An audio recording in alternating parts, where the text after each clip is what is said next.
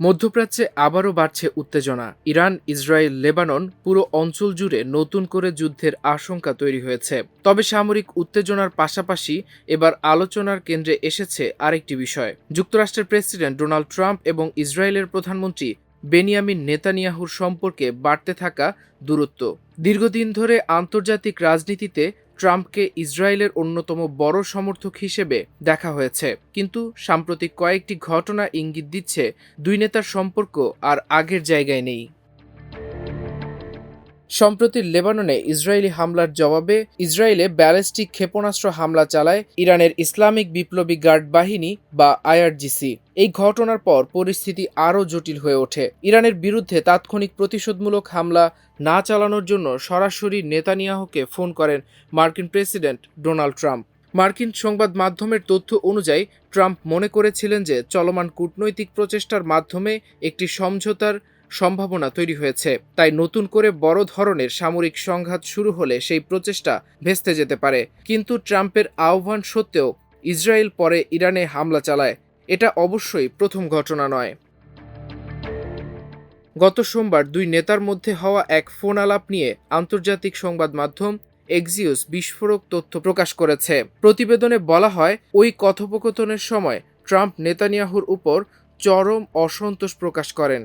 এমনকি এক পর্যায়ে তিনি নেতানিয়াহুকে পাগল বলেও উল্লেখ করেন বলে দাবি করা হয়।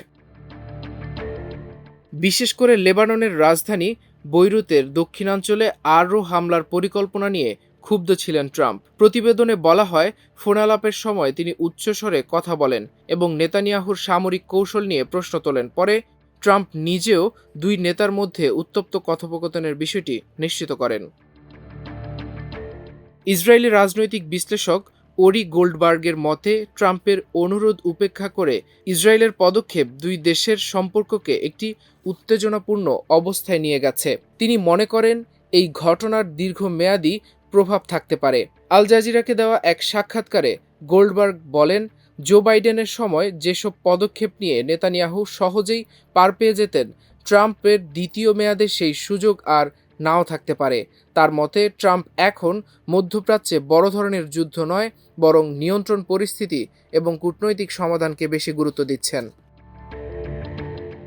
গোল্ডবার্গ আরও বলেন, বর্তমানে আন্তর্জাতিক ও অভ্যন্তরীণ উভয় ক্ষেত্রেই ইসরায়েল রাজনৈতিকভাবে চাপে রয়েছে।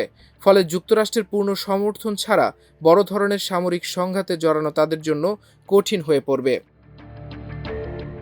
অন্যদিকে ট্রাম্পের ক্ষোভের আরেকটি কারণ হিসেবে উঠে এসেছে কৃতজ্ঞতার অভাব। তিনি প্রকাশ্যে অভিযোগ করেছেন, নেতানিয়াহু যুক্তরাষ্ট্রের সহায়তার যথাযথ মূল্যায়ন করছেন না। এমনকি এক পর্যায়ে ট্রাম্প মন্তব্য করেন, বর্তমান পরিস্থিতির কারণে সবাই এখন ইসরায়েলকে ঘৃণা করছে। যদিও ইসরায়েলের প্রধানমন্ত্রীর কার্যালয় জানিয়েছে, হিজবুল্লাহর হামলা বন্ধ না হলে বৈরুতকে লক্ষ্য করে অভিযান চালানো হবে এবং দক্ষিণ লেবাননে তাদের সামরিক কার্যক্রমও অব্যাহত থাকবে। মাল্টিমিডিয়া ডেস্ক, আমার দেশ।